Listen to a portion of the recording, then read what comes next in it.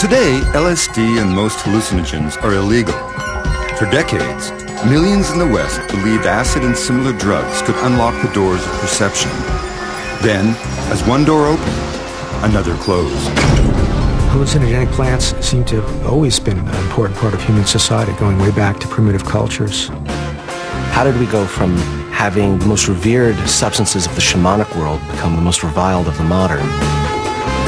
This is a story of the discovery of peyote, magic mushrooms, and beyond. One man's little-known quest to classify the plants of the gods.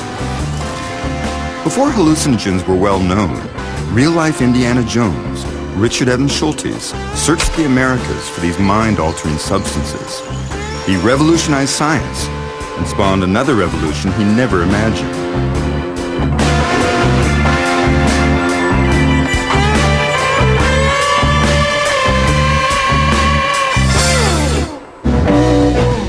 To most, LSD or psychedelics are synonymous with the 1960s and the hippie generation. But mind-altering plants and hallucinogens have been around as long as human beings and may even have sparked the early art and imaginings of our prehistoric ancestors. Had it not been for the scientific investigations of one man, peyote, magic mushrooms, and other sacred plants may have remained hidden in the shadows. Even today, little is known about them. Some scientists feel hallucinogens may hold valuable clues to the workings of our minds.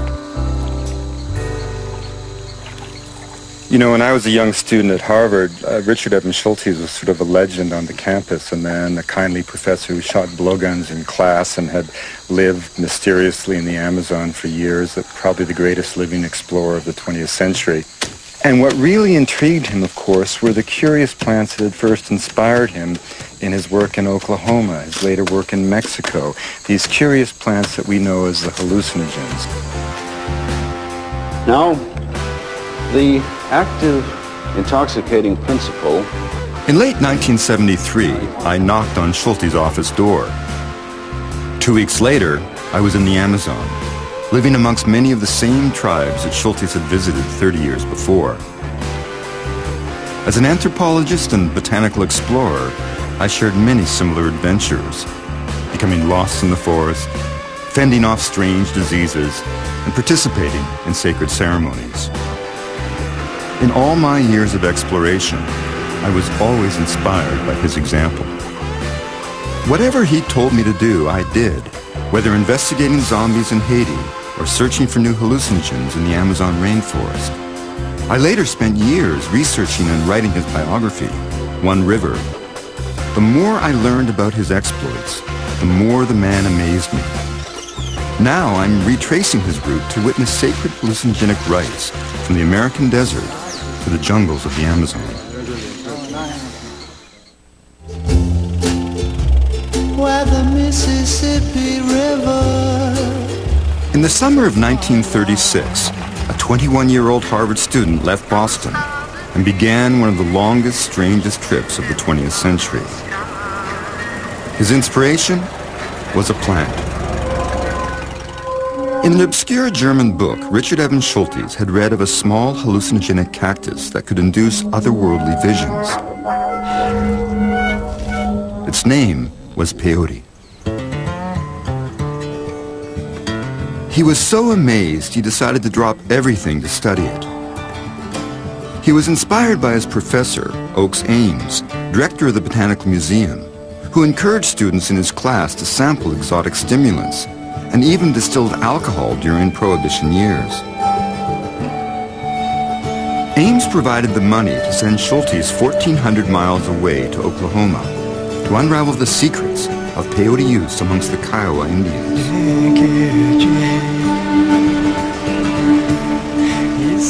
Peyote grows in the American Southwest and northern Mexico.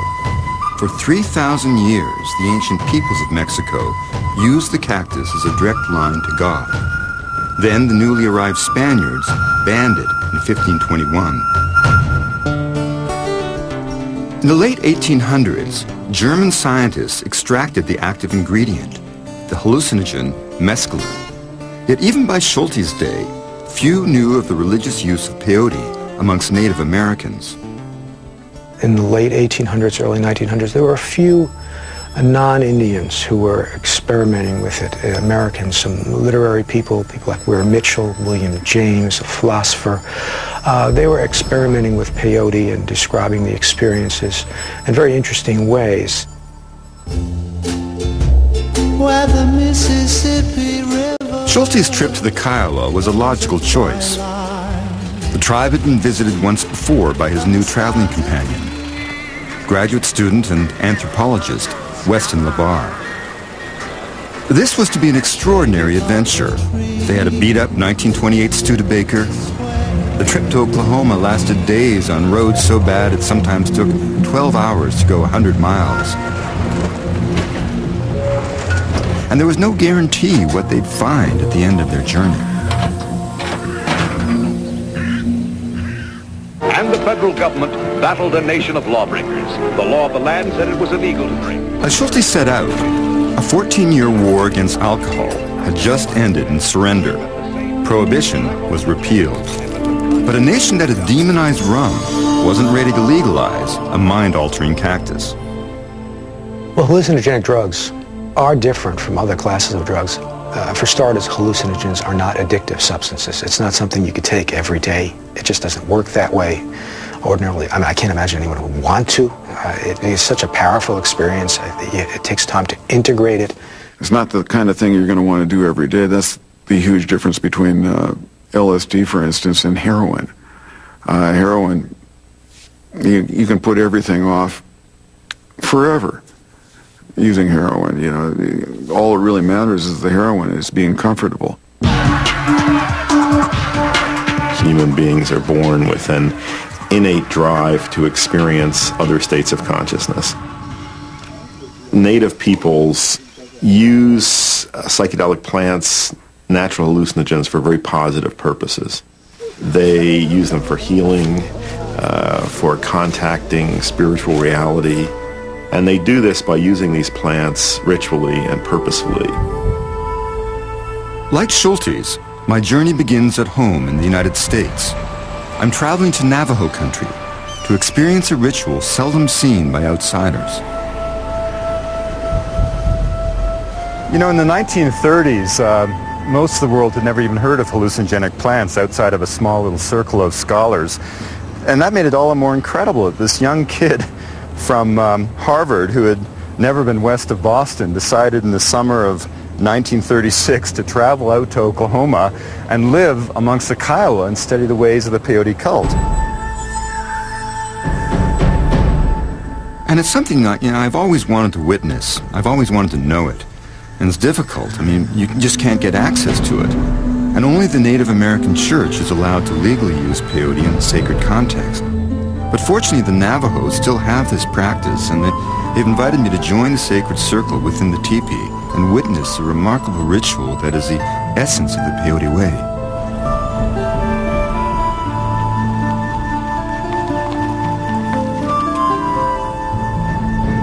Yeah, you know, Calvin, I'm extremely grateful that you're having us here, because for me, all my life I've wanted to witness and participate in a peyote ceremony, all my life. Why? And, well, because my great hero, the man who taught me everything... Who is that? His name was Professor Richard Evans Schultes.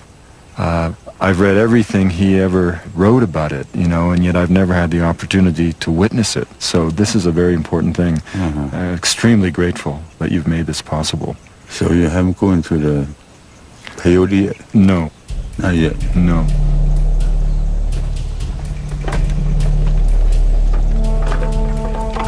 Wood, lots of it, is needed to keep two fires going, one for the peyote ceremony later in the evening, the other for the sweat lodge. Across North America, sweats are a vital part of Indian life. Rocks are heated in a fire, and later, water will create the steam. The ritual is said to purify the individual, both physically and spiritually. And in the case of the peyote way, it prepares you for the intensity of the sacred ceremony. We learn something in the sweat lodge too. We don't just go in there. We talk about, we teach Oyan generation. Calvin Sosi is a revered elder of the Peyote Church. He's called a roadman because he guides believers down a road of righteousness, away from such vices as alcohol. The cactus is the vehicle. Richard Schultes learned about peyote from a legendary roadman, Bello Kozat, who was born at a time when buffalo still covered the plains. When we go into the sweat, it's like going into Mother Earth. You're going into the mother's womb. Things that hurt a person, it's all inside of us, so we go in there to clean that out of us. And then when we go into ceremony, we're clean. We can still pray, and then that's when the medicine works. It's a little bit like entering an oven, and once you're inside, it's pitch black. But then the songs begin, preparing you for the long night of peyote rituals ahead.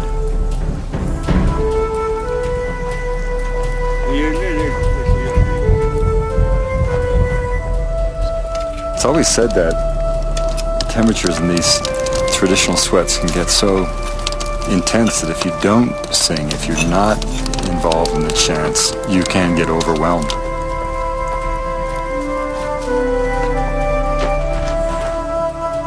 Sweat lodge ceremonies are sacred, and Calvin doesn't want any cameras inside.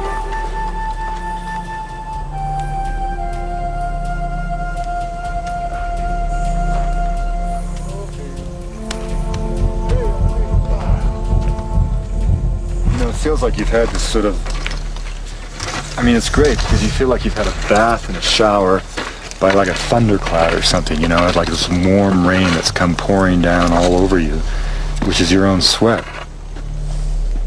And it's funny, the juniper that came from my garden. In 1936, Schultes experienced these rituals too, but it took time. When he first arrived, the Kiowa were cautious. They had suffered in the past for practicing their sacred ways. And now Labar was back with a stranger who wanted to understand their most solemn ceremony. This is my colleague, Richard Schultes. By respecting their traditions, Schultes earned the Kiowa's trust.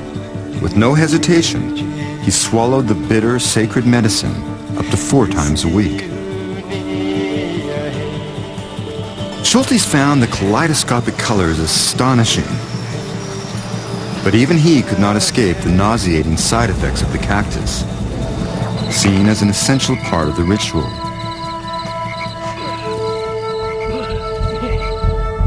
By taking the cactus, Schultes established a precedent he would follow for the rest of his career. He refused to be the clinical scientist, outside looking in. He immersed himself in native culture to learn secrets denied to outsiders. I think from the moment that I saw him, I was fascinated by him. He had an amazing fund of knowledge. He was just an interesting person, somebody I wanted to know. I think underneath, my sense is that he was quite a wild person. I'm tempted to even say a proto-hippie who back in that era, there was really no social support for that kind of thing. Schultes' research came at just the right time. There were still a few elders left of the very generation that had first created the peyote way. Tomorrow, I'm going to have a chance to do something I've wanted to do ever since meeting Schultes: participate in a traditional peyote ceremony. For him, that summer in Oklahoma was just the beginning of a life of exploration. He would discover sacred plants and hallucinogens so powerful, it would change a generation.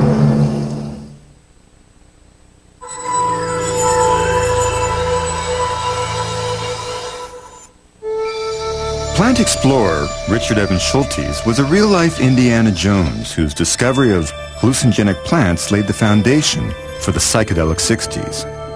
His adventure began in Oklahoma in 1936, working with the Kiowa Indians to unravel the mysteries of the peyote way. For years, I studied with Schultes. Now, I'm retracing his journey, starting here at a rarely witnessed peyote ceremony, just being prepared. Peyote ceremonies are a blend of Native American and Christian beliefs. A half-moon altar is prepared, and later, glowing coals in the shape of a mythical thunderbird. So this is a crescent altar, which once it's formed in the shape, becomes a symbol of the Peyote Road, which is a path of righteousness you must walk. And then the fire will be here, dead center, and eventually the ashes, you can almost see how the ashes will be formed into the shape of the thunderbird.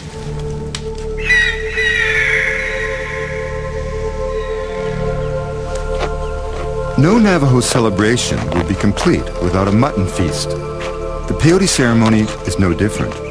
This sheep will be cooked for the next day's meal. There's just something so wonderfully ordinary about life with all people, all times. It's just like the peyote cult. I mean, it's not, it's just so much backdrop of people's lives here. It's what you do to be well. Here, peyote is sacred. It's never taken just to get high. In fact, tribal members trying to kick a drug habit will actually turn to peyote. This is our traditional thing to do. But if they want help out there and they take their drugs, and then if they want to get out of it, so they would come into the peyote meeting and they'll get a cure for it, They want to stop using drugs or alcohol, they can come in a meeting. So in a way, you don't even think of this as a drug. This is a medicine that's used to treat. It's just helping you out, getting your mind out. I've spent 7 years studying amongst Navajo Native Americans and other Native Americans their use of peyote, and I just completed a neuroscience study of close to 200 people in the final published study. The results show that these people are healthy. The ritual is protected federally by an act of Congress, the American Indian Religious Freedom Act, passed in 1994. Yet not all state laws conform with the federal mandate, creating confusion. So Native American church members are sometimes arrested when transporting their legal sacrament across state lines. In the 16th century, the Spanish banned peyote use, even killing Aztec priests. Yet it continued to flourish amongst the Indians of Mexico. Not until the late 1800s did the ritual start to spread to the tribes of the United States. The man who started it all was a Comanche chief of mixed blood named Quanah Parker. In 1884, badly wounded in battle, Parker received peyote to heal his wound. Then, while in a trance, Parker said Christ appeared to him and gave him a message to spread the peyote faith. It was Parker who created the half-moon altar, with peyote at the center, as a new kind of sacrament. But its power grew out of the fact that as the traditional ways declined, as the buffalo were reduced to a shadow on the prairie, as the wisdom of the elders became just a memory, as the Sundance was forbidden, and as all the ritual practices which had made this extraordinary culture of the plains so majestic, when all that was lost, here was something that offered a new promise of hope, a vision of God, a new possibility for life itself. Yet despite the efforts of Quanah Parker, the peyote ceremony remained illegal. The man who helped legalize the peyote way was a pioneering anthropologist named James Mooney. This fellow James Mooney came along and encouraged the Cheyenne Arapaho Nation to incorporate as a church. We call it the Peyote Church, the Native American Church. This is a peyote way. This is a native traditional way. But this word church, to please the white missionaries, and it stuck. When Schultes came to the Kiowa, greater white America either didn't know about peyote or they were hostile to it. And so the Americans that were in charge of reservations were trying to stamp it out. It was very much hidden, but it was also illegal. The Native American Church was formally incorporated in 1918, with some 20,000 members spread across several states. But government opposition continued for decades. Schultes' first peyote ceremony was a revelation. The cactus was used here as a healing tool, a kind of communion wafer to bring participants closer to God.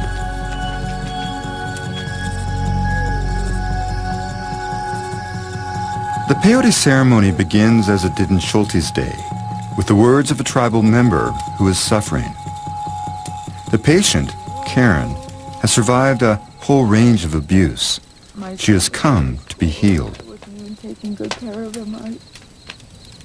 It's just what people do to stay well. It's what they do to make sense out of sensation, to heal themselves when they're ill, to rebalance their energy and their spirits when they feel low.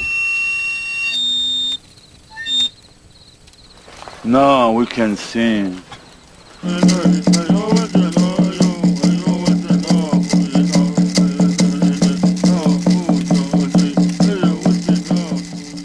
The crown of the peyote cactus is cut off and dried. The plant is extremely bitter. Some users manage to chew it. Calvin has ground it up and also prepared a tea to make it easier to take. Then we'll go ahead and eat some medicine. Like us that we can't force nobody.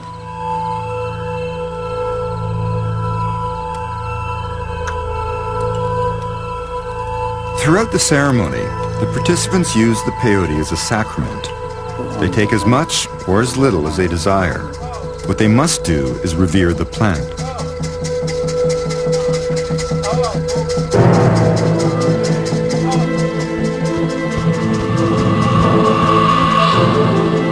At times, the people will take small, symbolic amounts, so little that the plant has no physical effect. But when deemed necessary for healing, the roadman and the participants will consume enough to induce a powerful psychoactive experience.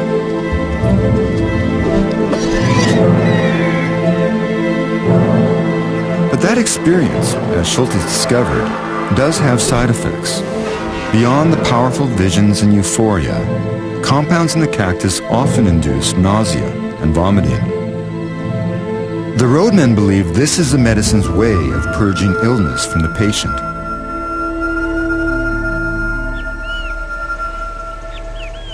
As dawn breaks, the peyote starts to wear off. Calvin closes the ceremony as roadmen did in Schulte's time, with the sacred eagle fan, a final brushing off of sorrow and pain.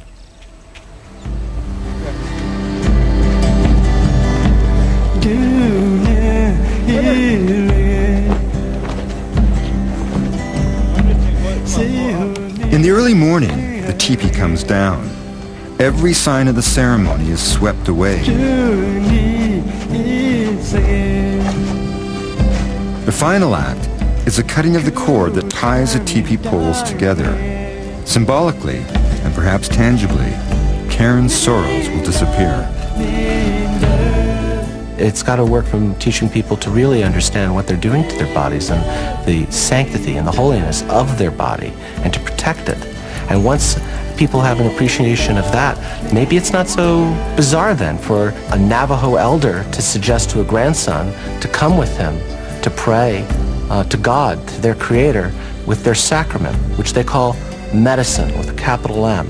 And that medicine, today, it's still peyote for them.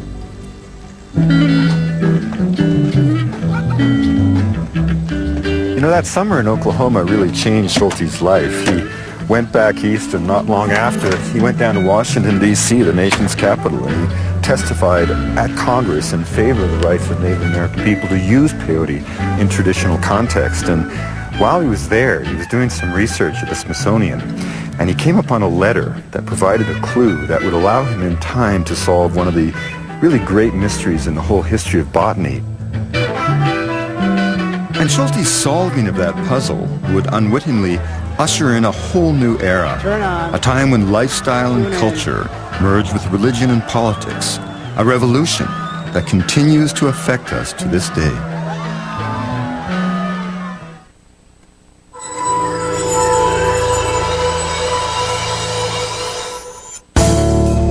While in Washington, D.C. in 1937, botanist Richard Evans Schultes came across an astonishing letter in the collections of the Smithsonian Institution.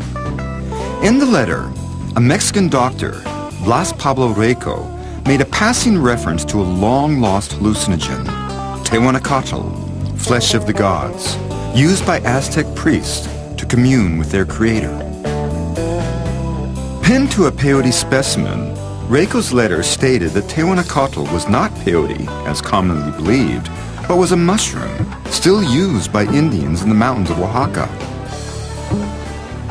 Schultes believed Reiko and then convinced his Professor Ames to fund his journey to Mexico to search for the true identity of the Aztec plant.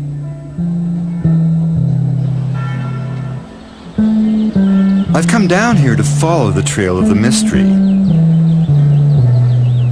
The letter from Reiko really was the key to the puzzle, because it suggested not only that Tehuantocatl really was a mushroom, but that the mushrooms were still being used in ceremonies in remote reaches of Mexico.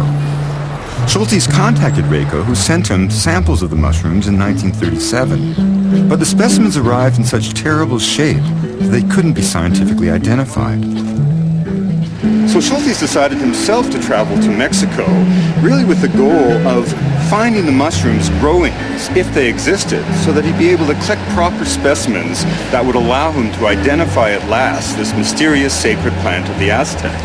So he came south by Greyhound bus to Mexico, met up with Reiko, and they traveled by train south into the mountains of Oaxaca, and eventually by horseback to reach the small Mazatec community of Huatla.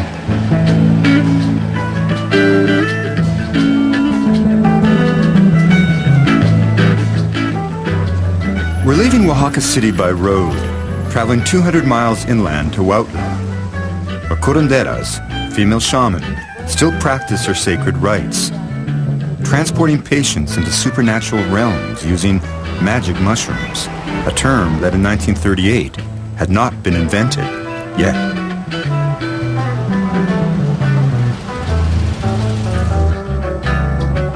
It's hard when you come into a country as we did to realize and imagine what it was like in the time of Schultes.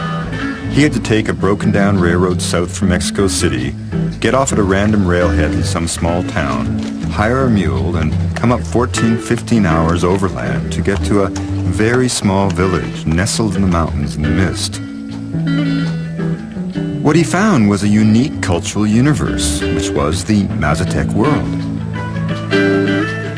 The Mazatec Indians live throughout the mountains of Oaxaca. Huautla de Jimenez is one of their larger towns.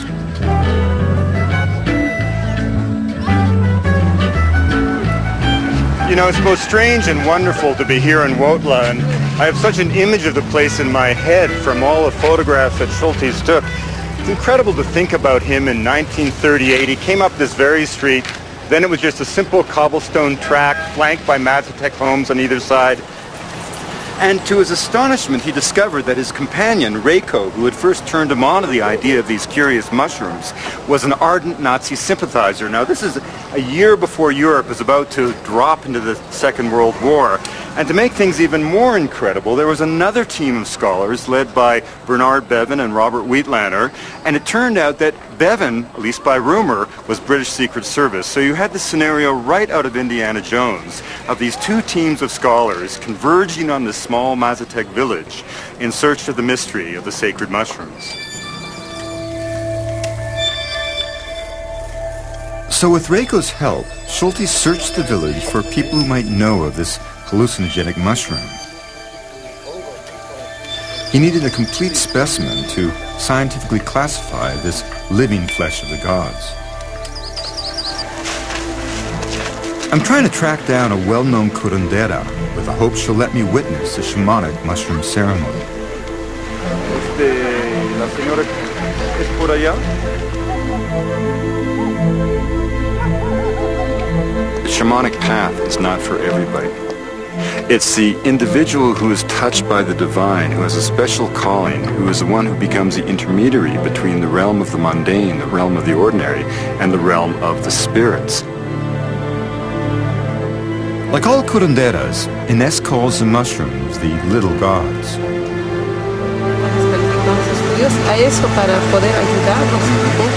Inés said that when I asked her what was the significance of the mushrooms, she said that, you know, we call them the little gods for a reason, that they in fact are, in a sense, little gods of the Mazatec. Even though they are hallucinogenic, they are in no way a drug. They are something that's used to cure, and to cure not only problems of the body, but any kind of problem. The mushroom itself is a vehicle to another realm where good things can happen. Ines is taking me on a hunt for the little gods.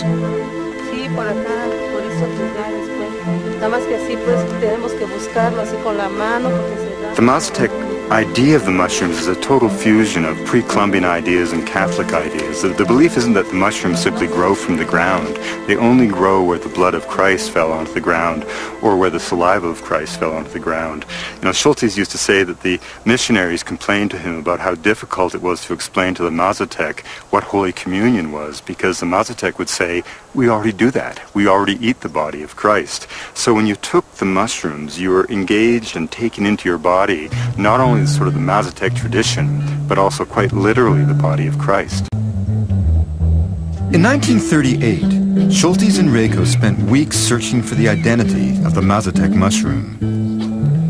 Meanwhile, Robert Wheatlander and the other team of scholars sat in on one of the secret ceremonies and reported a special mushroom being consumed, but an actual specimen eluded both parties. Word was put out to locals, and one day, an Indian showed up with a selection of freshly picked mushrooms. Schultes recognized one of them from Reiko's earlier dried specimens. This was it, Tehuanacatl, the flesh of the gods. Schultes was the first to collect a voucher specimen of this hallucinogen and scientifically identify it. 15 years later, inspired by Schultes' work, an investment banker and vice president of J.P. Morgan would venture down here. What he found would start a revolution.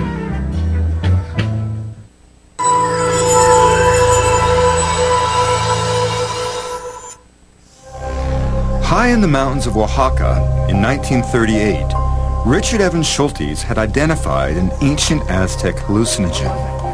Tehuanacatl, the flesh of the gods, turned out indeed to be a mushroom. What's more, it was still being used in secret ceremonies by contemporary Indians. The hallucinogen was traditionally eaten at royal Aztec feasts, sometimes following human sacrifice. Priests also used them to diagnose illness. Banned for centuries by the Spanish, Tehuanacatl rituals went underground, only to re-emerge as a combination of Christian and pre-Columbian beliefs. Schultes always said that if you were to know the ways of the shaman, you had to participate in all of their rituals. Tonight, I'll take part in a ceremony seldom experienced by outsiders, a journey inside the mind, guided by Ines, a remarkable healer. Years ago, she witnessed a mushroom ceremony for an Englishman. His name was John Lennon. One of these boys suffers from unexplained pain. His mother has brought him here to be doctored. Both Ines and the boy will take the mushrooms. Like the ancient Aztec, the curandera believes that the mushrooms allow her to diagnose illness.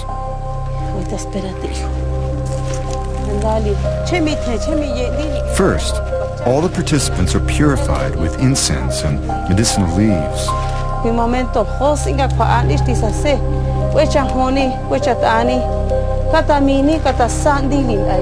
fascinating thing about the ceremony is just the symbolism of it all. You know, the lights, the purity, the flowers, the smoke, the copal, taking the prayers to heaven. Now, the journey really begins.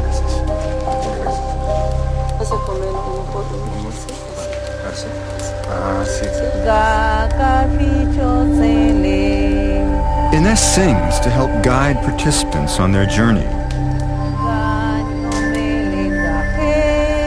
She has learned her art of healing, her art of ritual, not from a book, not even from another person or another curandera, but actually from the mushroom itself. The mushroom is the teacher.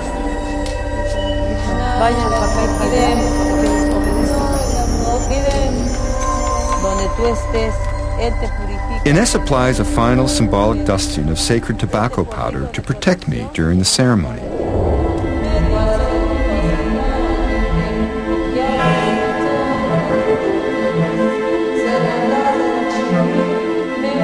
For as long as people have taken the mushrooms, they have reported profound sensations. Some feel the presence of God, others feel reborn.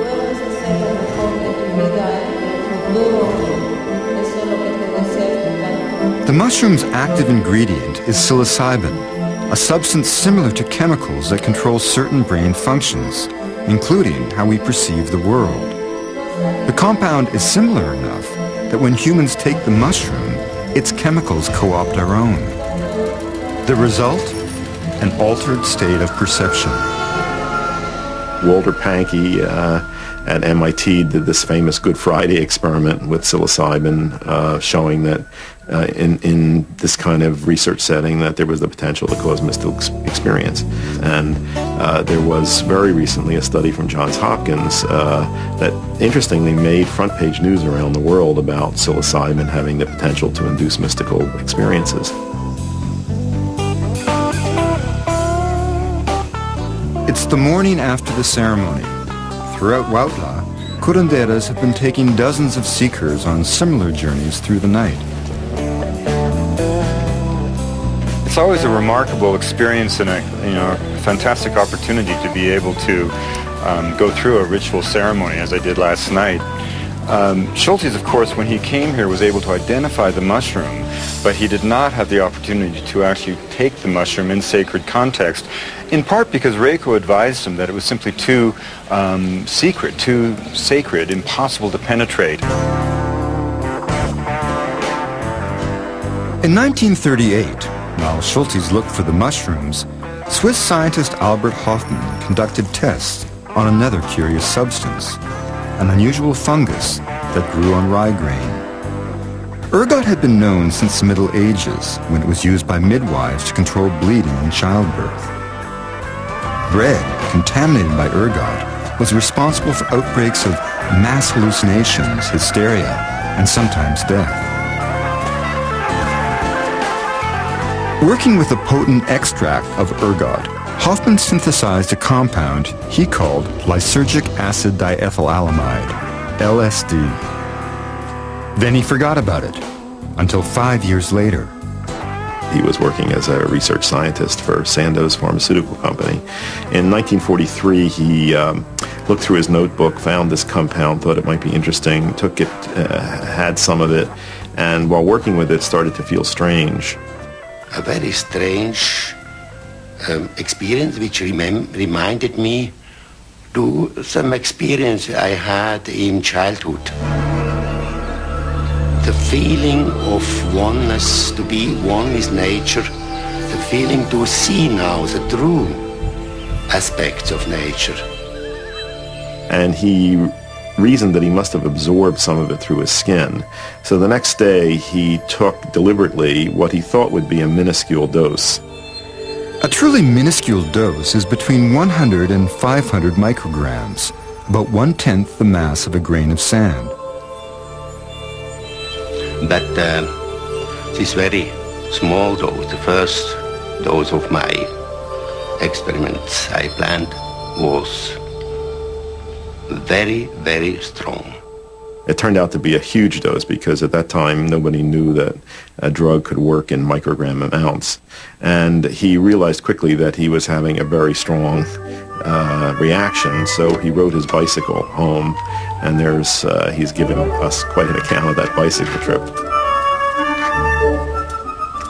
Last Friday, April 16th, 1943, I was forced to interrupt my work in the laboratory in the middle of the afternoon and to proceed home. Being affected by a remarkable restlessness combined with a slight dizziness, I perceived an uninterrupted stream of fantastic pictures, extraordinary shapes with intense kaleidoscopic play of colors.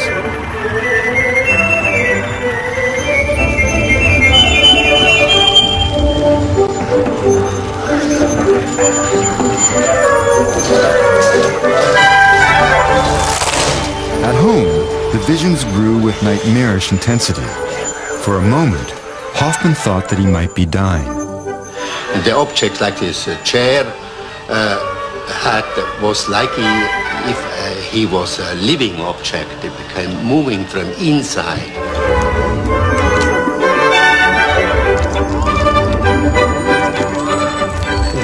Ganz langsam ging der Horrortrip in eine wunderbare Triebhöhle.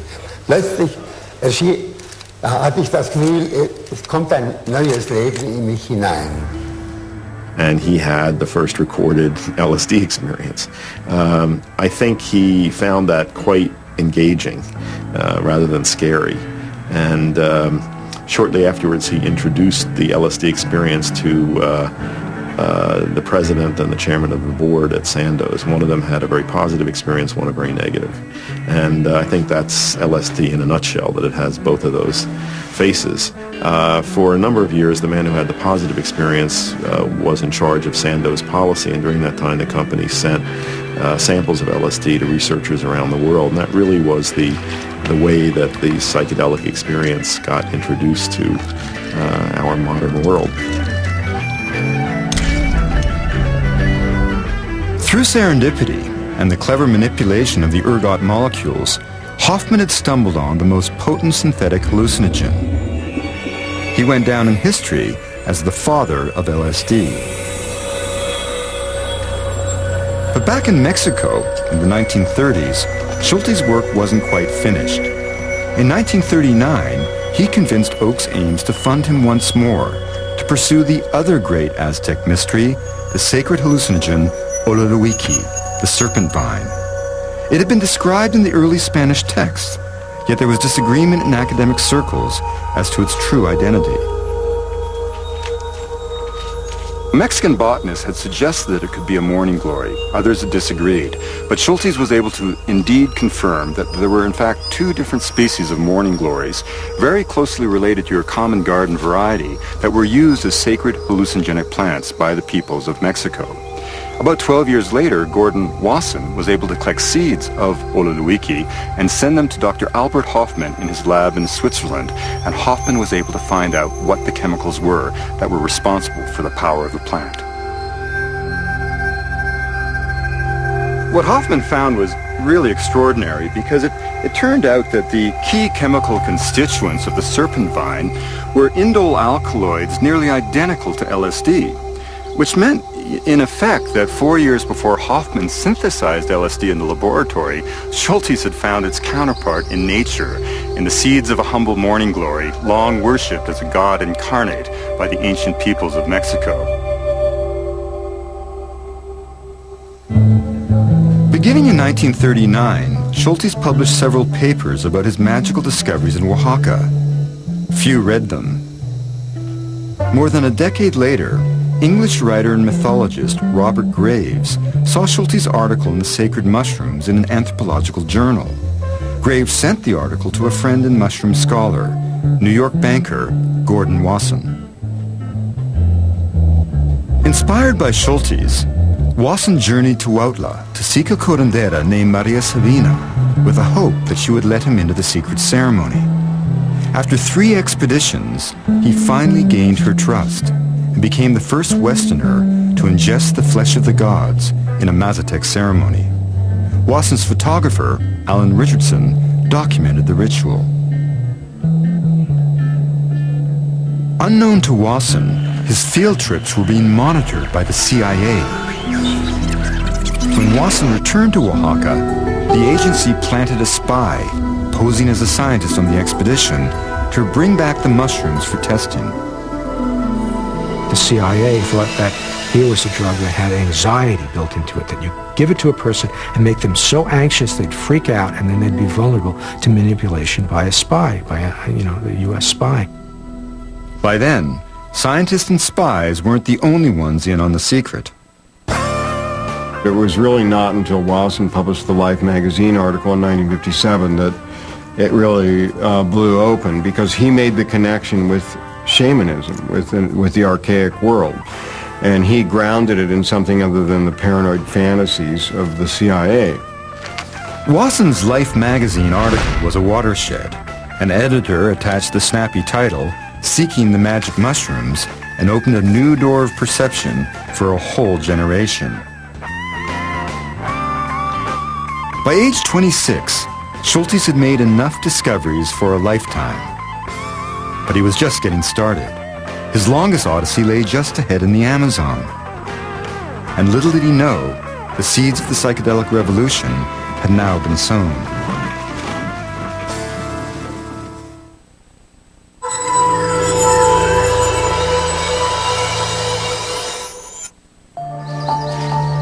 In 1939, with World War II underway in Europe, Richard Evans Schultes' pioneering work on a hallucinogenic cactus and a magic mushroom did little to catapult him into stardom.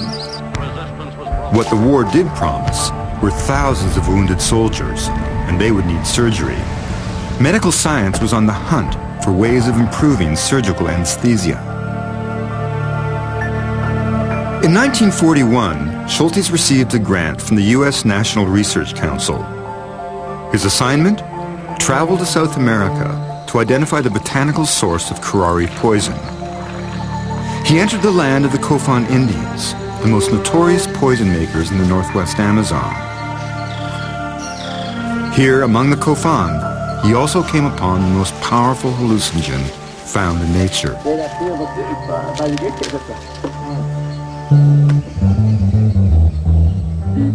I've come thousands of miles south to the Ecuadorian Amazon to continue my journey retracing my professor's explorations as he pursued the secrets of the Amazonian vision vine.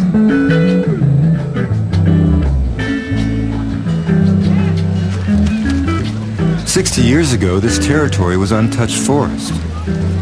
Today, I've got to pass through this seedy Ecuadorian border town, perched on the dangerous Colombian frontier, to reach the descendants of the Kofan Indians that Schultes met. I first came here in the mid-70s, and it's changed a lot. Well, the amazing thing is that this entire place has grown up since oil was discovered. And even in 1974, it was one single mud strip, a couple of hotels, a couple of whorehouses, and you know, it happened to sit on top of the biggest pool of oil ever discovered in Ecuador, probably in South America. And the Kofan just had the misfortune to be the owners of that land under which oil was found.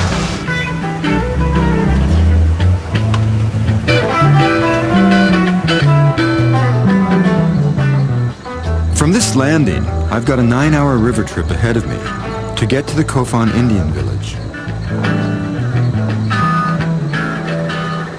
You know, when Schultes finished his work in Mexico, he had 2 job offers after he got his PhD. He could have gone and become a school teacher at a private school in New England, or he could have gone to the Amazon to search for the mystery of a plant known as the flying death.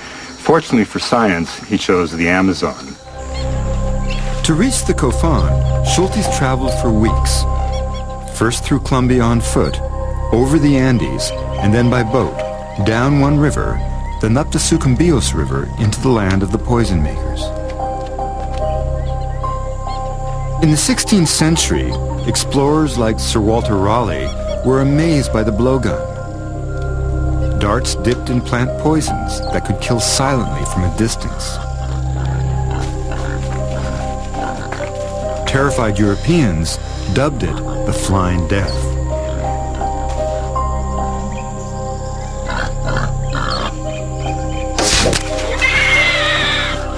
Raleigh described its horrifying consequences. Victims of the poison suffer an ugly and lamentable death, sometimes dying stark mad. The poison was curare, a mixture of plants. Since its discovery by the Spanish in the 16th century, scientists have been fascinated by its paralyzing properties and its medical potential. Small samples would find their way out of the jungle, but no one knew their source. Then, in the 1930s, scientists discovered that curare was a powerful muscle relaxant that had the promise of transforming modern surgery. Schultes' hunt began in 1941. Other explorers who had entered this region of the Amazon had returned with lurid and fantastic tales of terrible diseases and even cannibals. It was one of the last unknown places on the planet. The area Schultes explored was the size of Western Europe. Months passed with no contact with the outside world. He survived treacherous rapids, encounters with wild animals, near fatal plane crashes, and suffered from any number of tropical diseases. He traveled light, with a single change of clothes, a pith helmet, a hammock, a camera, plant collecting gear, snakebite serum, a machete, and his beloved LL Bean moccasins. He never carried a gun. He was the first outsider some tribes had ever seen.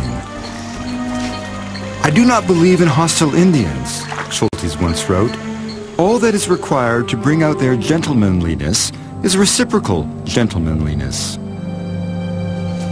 Schultes is the big figure of the 20th century, an inspiration to outside of ethnobotany, to anthropologists. You know, he went and took the Indians seriously in the 1940s and 50s and listened to them and swallowed their plants when they said he should and learned from them. And in a world of racism and prejudice where everybody thought Indians were a bunch of losers and Stone Age obstacles to progress, he realized that they were a path to knowledge.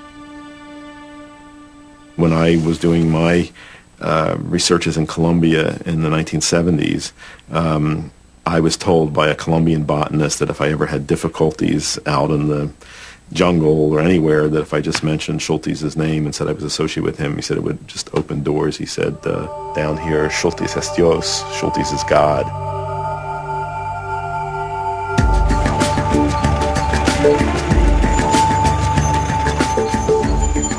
"9 hours downriver from the end of the road, we're approaching the Kofan village, the same tribe Schultes visited in 1941. I'm dropping in on an old friend, Randy Borman. Randy's parents were missionaries, and he was raised from birth in the forest and grew up as a Kofan, speaking the language and learning the ways of the elders."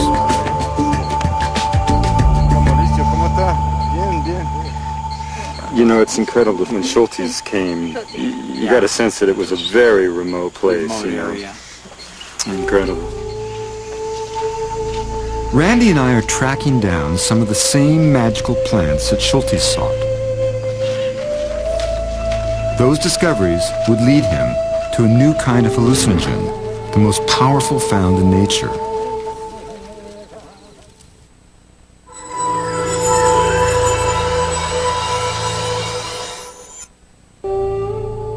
In 1942, ethnobotanist Richard Evans Schultes, working for the U.S. National Research Council, came to the Amazon to seek the botanical sources of curare. It was believed that this poison could be used as an effective supplement to modern anesthesia. Today, my friend Randy Borman is taking me to a part of the forest where the Kofan still gather the plants that yield the toxin.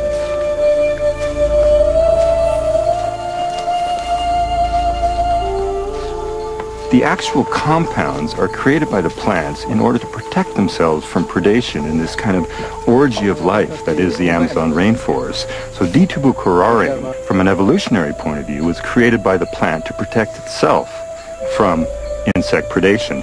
And of course, that's what the indigenous people have been exploiting for so many thousands of years. Blowguns, 8 feet in length, combined with poison-tipped darts, are used to take down animals as small as a hummingbird or as big as a tapir. Occasionally, they've proven deadly on humans during times of tribal wars.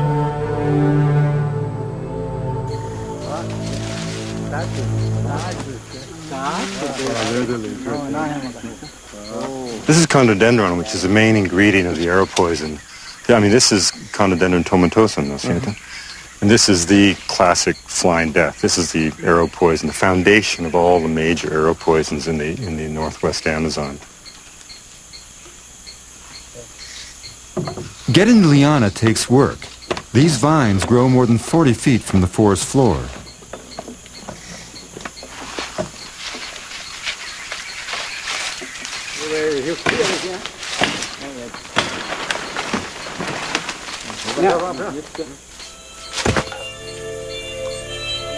You can chew on the bark of curare without it doing any damage. It's incredibly bitter, but obviously it's not going to kill you because it hasn't been concentrated. I mean, that's the whole thing about these plants that we're seeing in the forest. The Indian people have learned to find ways to concentrate the poison inside this bark to a level of intensity that actually allows you to kill. Richard Evans Schultes discovered that the Kofan were sophisticated pharmacists, manipulating and combining plants with incredible dexterity and genius. His discoveries of more than a dozen curare ingredients added to the knowledge of the toxin, soon to be a standard addition to modern surgical anesthesia. All of these different admixtures that are put into it are what made the Kofan poison especially potent. Now, there's at least 15 different separate species that form part of the Kofan curare, the Kofan blowgun poison. The Kofan blowgun poison was then known throughout the whole region as the superior concoction.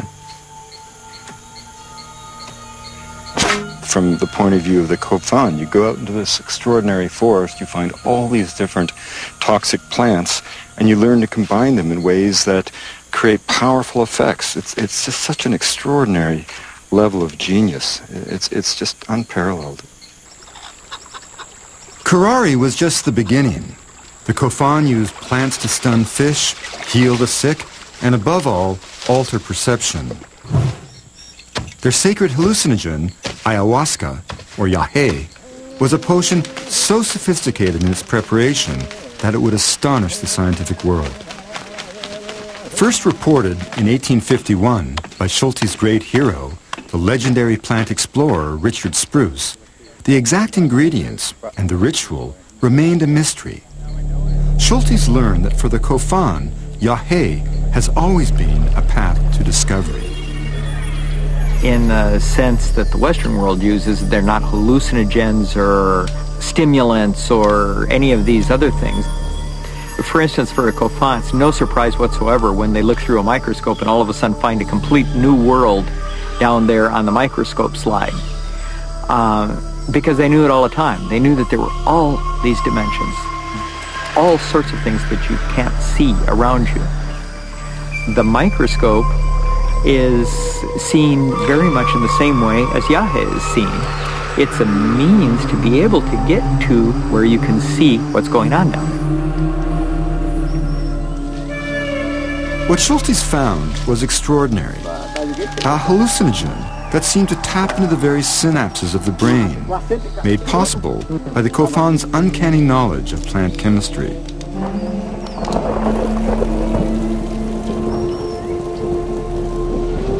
On the verge of unraveling the mysteries of ayahuasca and the ways of the shaman, Schultes' life was catapulted in a totally different direction. In 1942, war raged in the Pacific, and the Japanese swept across Southeast Asia, taking control of 95% of the world's domestic rubber supply. The Allies desperately needed alternative sources, and the best place to go was the Amazon, where the rubber tree was native. Richard Evans Schultes was called back to Washington, D.C. At a meeting at the Department of Agriculture in November of 1942, he learned that supplies of natural rubber, essential for jeeps, tanks, ships, and planes, were dangerously low. There were no synthetic sources, and the war demanded that America alone produce 1 million metric tons of rubber every year. President Roosevelt ordered U.S. scientists to begin scouring the Americas for supplies of any and all latex-bearing plants. Schultes' new Amazon assignment helped save the country by finding new sources of latex and blight-free, fast-growing rubber trees. His work on ayahuasca, the sacred hallucinogen, would have to wait. Randy and the Kofan are leading me to a place in the forest where ayahuasca can be found.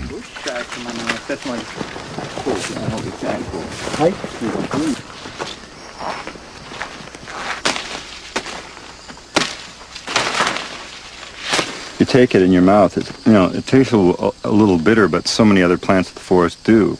And so what were the clues? What allowed them to know, however many hundreds or even thousands of years ago, that you could take this, woody vine of the forest, combine it with this shrub, which is just, again, doesn't look like anything out of the ordinary.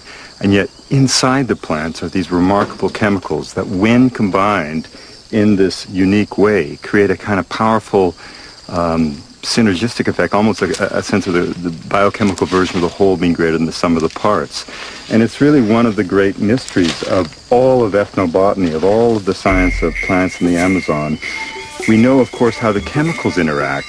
What we don't know is how the people first made this extraordinary discovery.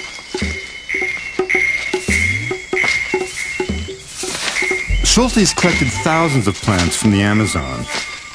Like ayahuasca, many were used by shamans to cure illness. Shamanism is natural product chemistry. Shamans are not priests. They're scientists or natural philosophers in the original sense of the term. And they were always looking for the active principles of plants and trying to get concentrated activity. I do think that there are many things that shamans do that could be very useful for doctors in our society to do. I think shamans are really masters of the psychological realm and the whole area of what I'd call the art of medicine, of like knowing how to take a patient's projection of belief onto you and reflect it back in a way that increases the possibility of healing. So this is the other admixture, or the other plant that's added to the preparation. Remembering always that ayahuasca is not a plant, it's a combination of plants. This is known scientifically as Psychotria viridis. It's in the coffee family. You can tell by the opposite leaves, and if you look at the little fruit, it looks a little bit like a coffee bean. And yet again, you look in the forest, would this stand out as any other plant? Not particularly. What happens if you eat it, now? A little bitter, but no more so than this one. Nothing that you would say that, if you just took this, that you would somehow know that this had some real magic within it. I could eat as many of these leaves as I could get off this branch, and nothing would happen to me. Because the chemical that's found within this is denatured by an enzyme found naturally in the human stomach. But combine the leaves with this vine, and you neutralize the stomach enzyme. It's this combination that produces the astonishing hallucinogenic effects. Chemicals found in ayahuasca resemble those used in modern antidepressants such as Prozac. And they've been tested in clinical trials to treat Parkinson's disease. They may have other properties still not fully understood by science. But it was tales of the wild visions that brought beat writer William Burroughs, who had studied anthropology at Harvard, down to Colombia in 1953 in search of ayahuasca. When he went to his first jungle town, he got rolled, robbed, beaten up, and jailed. The writer, most famous for counterculture books like The Naked Lunch, decided he'd better look up Richard Evans Schultes in Bogota to help him find a safer route to the sacred hallucinogen. When Burroughs finally took ayahuasca, he was terrified.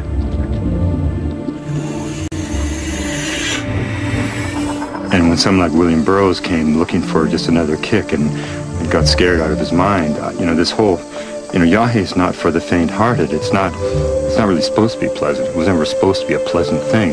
You're facing down some force. For those embarking on the ayahuasca experience, there's always a sense of trepidation, of fear. The Kofans speak of facing down the jaguar. One who knew this path was Richard Evans Schultes. In an era before psychedelics, he was the first outsider to walk with the shaman and provide a glimpse into a hidden world known only to these forest peoples.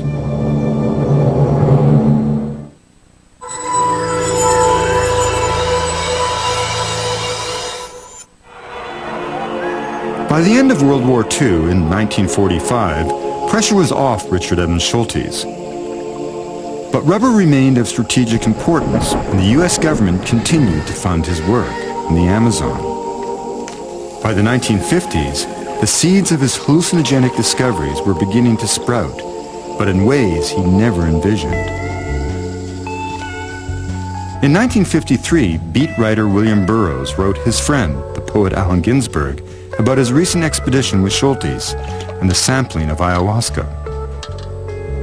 Their correspondence was published as the Yahe Letters, and along with his other books, helped forge the framework of the psychedelic era.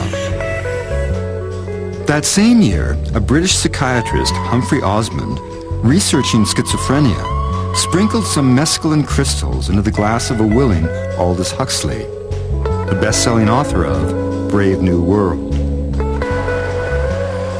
Huxley documented his fantastic visions in another book, The Doors of Perception. Osmond coined the term psychedelic, meaning mind manifesting. Huxley's book became a manifesto of the era. I think it would be extremely good for almost anybody with fixed ideas and with a great certainty about what's what, to take this thing and to realize that the world he has constructed is by no means the only world, that there are these extraordinary other types of universe which we may inhabit and which we should be very grateful for inhabiting, I think. In the immediate aftermath of the Second World War, America settled into the staid and comfortable 1950s. But soon, life would be all shook up. First by rock and roll, then by a 39-year-old assistant professor at Harvard. You'd consider me to be an eccentric. Suddenly, hallucinogenic drugs slipped out of the hands of jungle shaman and into the minds of the masses. You didn't have to do that in the 1960s. You didn't have to travel all the way to another continent and trek through the jungle and sit through a ritual for many hours and get sick and vomit to have this experience. You know, it was much easier if down on the street corner somebody you knew at a school or university was selling these tiny little pills that would provide essentially the same kind of experience. That was LSD, of course. So.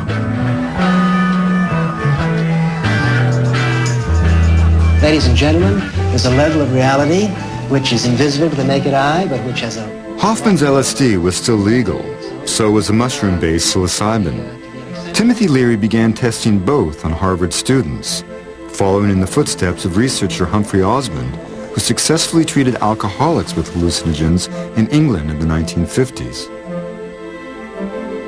The effect is somewhat like looking through a microscope. Suddenly, when you look through a microscope, you discover that there's an invisible world around you that you hadn't known about before you did it. The same thing is true with a psychedelic drug. I met Leary in the fall of 1960 and then knew him, and also I was the investigative reporter for the Harvard newspaper that did most of the writing about the what became the drug scandal at Harvard involving Leary. Initially, the testing continued at Harvard unopposed, and by 1961, Leary and his colleagues left campus to test the drugs on prison inmate volunteers. We gave psilocybin to prisoners with the hope that they would get some self-understanding and be able to lower the recidivism rate. Because that was the behavioral index, you see, of consciousness change. Some psychoanalysts would say, well, that's insane. You're going to give this drug to these guys who are murderers and rapists and thugs and whatnot, and you're going to release their unconscious, right? You're taking your life into your hand. It was totally ridiculous. There was never a single moment of violence in the prisons. Early results looked promising. Fewer inmates seemed to return to prison. But later analysis showed outside factors like counseling had skewed the result. Recidivism hadn't changed. Leary continued to test LSD and psilocybin on student volunteers until 1962, when his methods began to veer from the scientific to the mystical. The study came to an end. There was contention with the university about whether he could use undergraduates as research subjects. This was a huge story. It eventually became front page news on the New York Times when when Leary had left Harvard and Albert was fired. The explosion around that, I think, was really what sent the psychedelic culture into the mainstream in the U.S. And many people, in North America probably, many people had never heard of these drugs. Leary set up a center for studying LSD and other hallucinogens at Millbrook Mansion, a New York estate donated by the heirs of the Mellon fortune. Any religious group just beginning. Tim Leary had a trust in democracy. And he thought that if you popularize these drugs, if you broadcast the message, that there were going to be many people who were going to get it. There were going to be a lot of people who didn't get it, who were going to lose their way. He knew that. It was a big social experiment. LSD didn't reach the street overnight. It had made its own long, strange journey, from the Swiss lab of Albert Hofmann to various English and American psychiatric institutes for testing, and even into the hands of the CIA. So you had the CIA on the one hand, very, very interested in not just LSD, but a bunch of different hallucinogenic drugs. You had the Beats at the same time experimenting. You had psychiatrists and therapists looking at it, ways to understand mental illness better.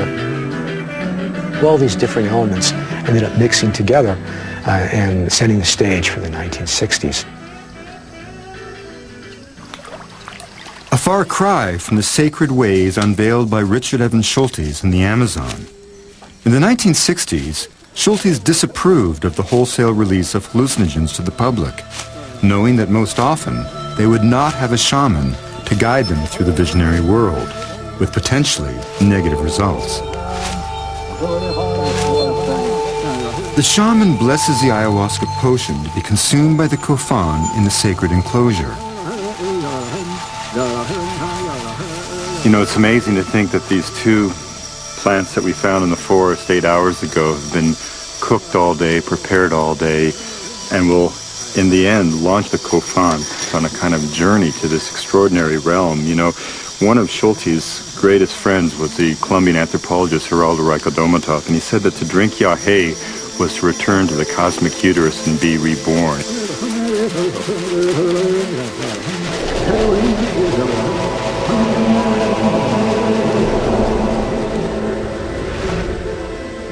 The ayahuasca ceremony is both social event and healing ritual. The shaman takes the medicine with the patient in order to enter the realm where he can stalk disease.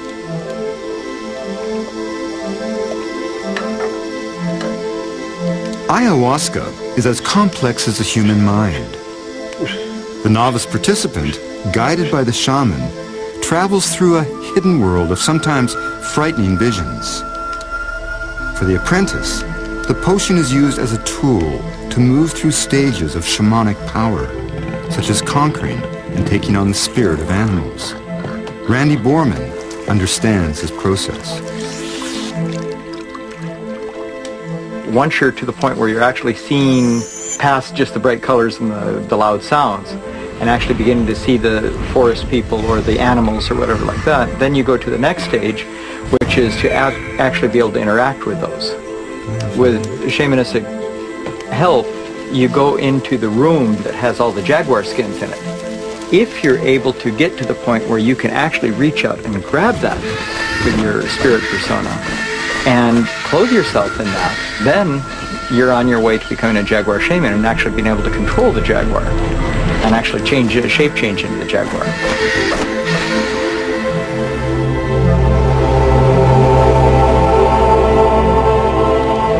In stark contrast to the traders and adventurers before him, Schultes developed a mutual respect with the Kofan. He took their medicines to better understand the people and their plants. More than anyone else, Schultes brought this hallucinogen to the attention of the outside world.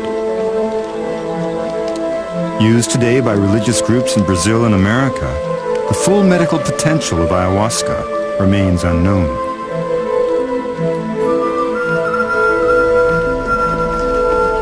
Schultes' search for new species of plants took him deeper and deeper into the rainforest. In his first dozen years in the Amazon, Schultes narrowly survived a host of accidents, injuries, and jungle diseases.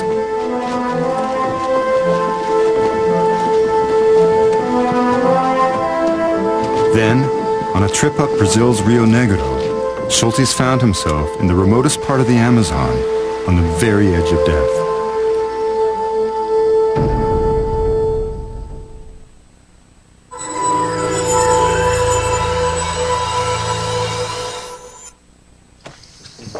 Throughout the 1950s, Richard Evans Schultes continued his work on developing hardy, blight-resistant strains of rubber trees for the U.S. Department of Agriculture. But he never stopped looking for new species of plants, including hallucinogens. Meanwhile, in the United States, by the mid-1960s, Albert Hofmann's LSD genie was well out of its bottle, creating a hallucinogenic revolution that Schultes never endorsed. Back in the mid-60s, when LSD first came to the fore, people were taking it quietly, individually, for the purposes of introspection. And that is simply not what we were up to. We were taking it in groups, and it was basically a sort of a party situation, but there was, I don't want to say a serious component to it, but there was a forward thrust to it. We were looking to basically to find new levels of communal experience. Soon, psychedelia was everywhere. Millions of Americans took LSD. And as it grew worldwide, it impacted everything from fashion to the composition of music. Among those who helped LSD go mainstream, the CIA. It's kind of an interesting phenomenon because every drug that became popular on the street as an illegal substance, a black market substance, in the 1960s and then thereafter, had been previously tested, scrutinized, in some cases even developed by the Central Intelligence Agency and the U.S. military. I'm talking about marijuana, mescaline, LSD, nitrous oxide, cocaine, heroin, magic mushrooms, the whole gamut of so-called recreational drugs. So it's kind of ironic that here you had in the 1950s the CIA and the Army studying these drugs to develop weapons, and that later on those same drugs were being embraced not as weapons, just the opposite, as a form of recreation, or maybe it's a form of insight. At the Menlo Park Veterans Hospital near San Francisco, the CIA financed a study named MK-Ultra on the effects of psychoactive drugs. Among the guinea pigs was a promising young writer, Ken Kesey. Out of his experience came a 1962 bestseller, One Flew Over the Cuckoo's Nest. Kesey became a celebrity. While LSD was still legal, he formed the Merry Pranksters, a freewheeling group of beats and hippies who held parties where guests could experiment with the drug. Entertaining the guests was a band of young musicians called the Warlocks, soon to become better known as the Grateful Dead. We started taking LSD every Saturday night with the Kesey crew and having these big parties that were called the acid tests. And the idea was just to see where it was going to take us. And we started discovering stuff, you know, I guess psychic links or splices we used to call them. I think in more classical terms, I think it was active Gestalt linkage, basic telepathy. And what we discovered is that this stuff is happening all the time. It's just that it gets a little faster and more furious when you remove the barriers that you erect as a child. With the advent of acid, we discovered a new way to think.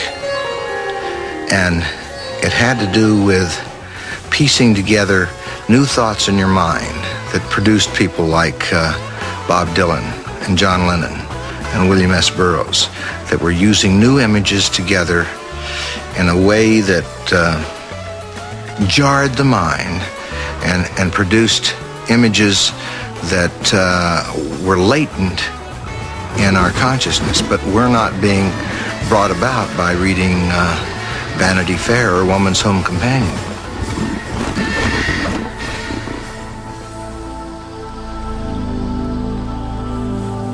The morning after the ayahuasca, or the yahe ceremony, you can only be astonished by how brilliantly the Kofan manipulate these plants to explore states of mind most people will never experience.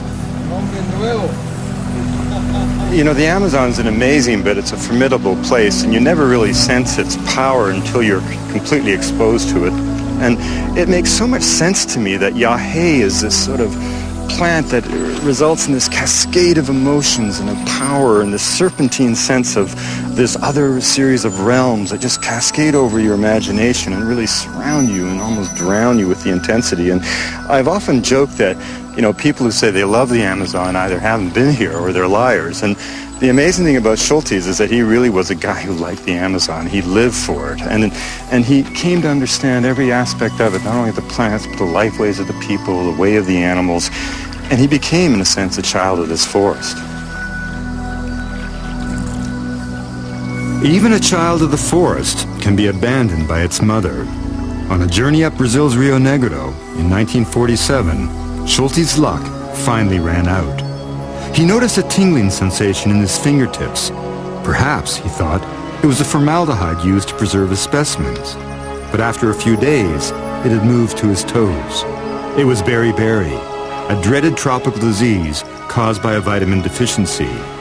1,000 miles from the nearest city, with no more than a few cans of beans in his pack, Schultes now risked total paralysis and death. His only chance for survival, a huge dose of thiamine, vitamin B12, and Schultes was a very long way from a pharmacy.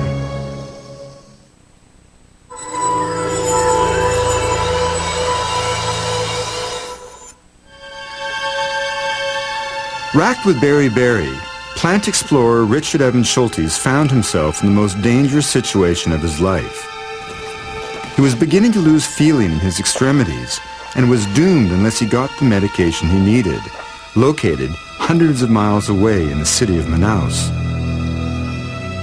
He headed for the nearest outpost, where a missionary suggested a shortcut to a military airfield for a quick flight out. The shortcut turned into a grueling month. Schultes' feet grew completely numb. He could walk only with the aid of 2 sticks.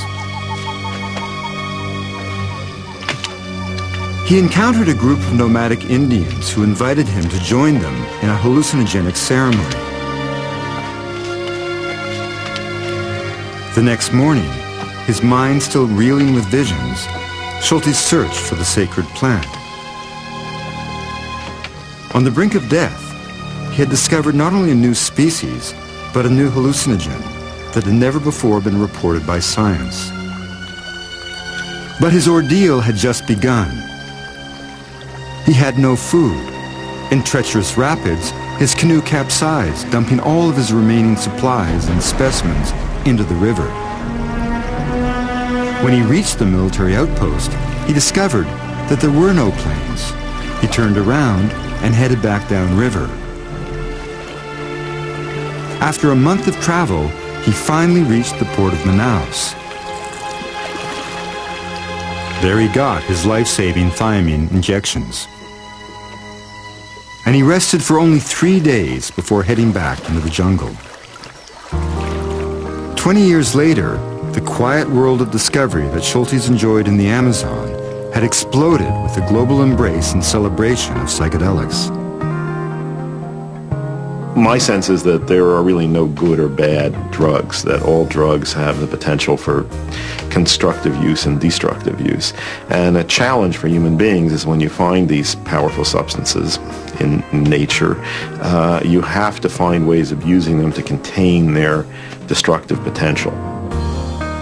By the 1967 Summer of Love, globe-trotting botanist Richard Evans Schultes was a tenured professor at Harvard.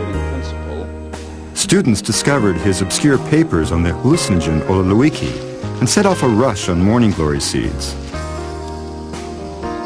They lined up outside his office for a glimpse of the psychedelic pioneer. Marijuana is the most variable. The psychedelic era was the unwanted child of Schultes. You know, he never thought of himself as an advocate of recreational drug use. In fact, he was always publicly against it. He was one of that cadre, one of that generation of scholars and seekers whose interpretation of the use of these magic plants was unfiltered by this kind of the miasma of the 60s. You know, these were these remarkable individuals, Huxley, Gordon Wasson, Albert Hoffman, Schultes, Weston LaBarre, who were simply drawn to the inherent interest they had in these remarkable and curious plants. In the 60s, hundreds of outsiders overran the quiet Mexican village where Schultes and Wasson had searched for the magic mushrooms. The curandera, Maria Sabina, became a reluctant celebrity. She disapproved of her idolizers, who brought other drugs to Huautla and sometimes used the mushrooms in frivolous ways. Stories began emerging about bad LSD trips, people jumping off rooftops thinking they could fly. By 1967, LSD was illegal, and Timothy Leary was soon to be a fugitive. One shouldn't underestimate the potential dangers of these kind of drugs, particularly if one is not prepared to take them, if it's not being supervised properly. But on the other hand, I think there was also a journalistic exaggeration of the dangers of these drugs. There were things that were said about them that are blatantly untrue, such as that LSD causes chromosome damage. The Army documents state very clearly LSD causes less chromosome damage than caffeine. That's a direct quote from these documents. When the psychedelic movement started to emerge in the 1960s, a very conservative America blamed on psychedelics the environmental movement, the civil rights movement, the women's rights movement. And so easy to blame it on a substance. If all we just do is stamp it out, we'll be healthy.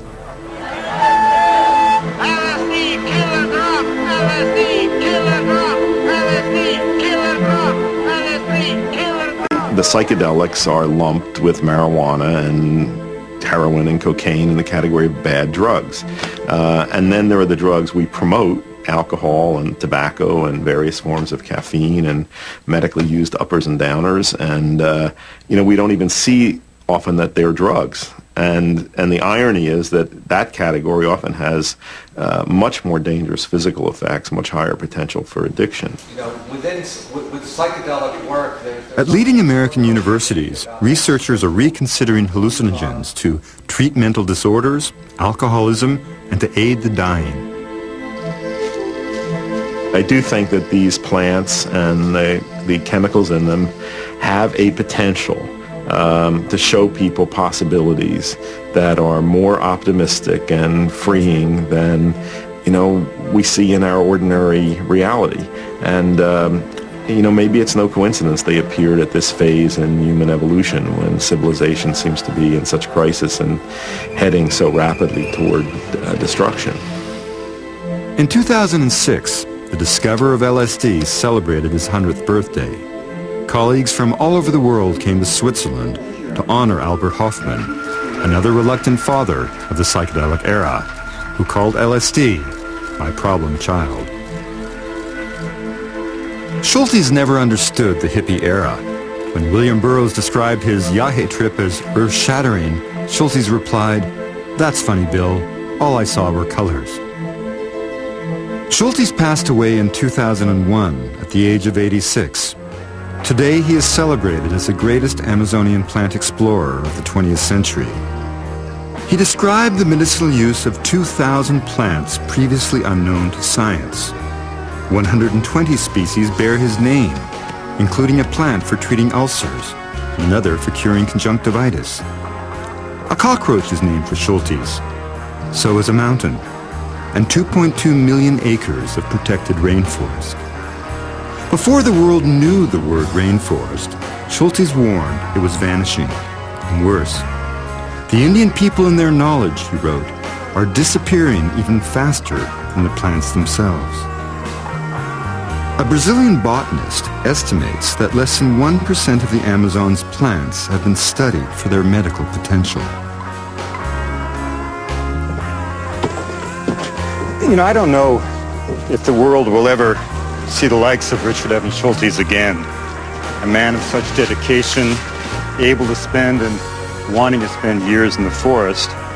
But I do know that the example of his work, the inspiration of his spirit, will live on to fire the imagination of countless hundreds of scholars and seekers who will never forget his legacy.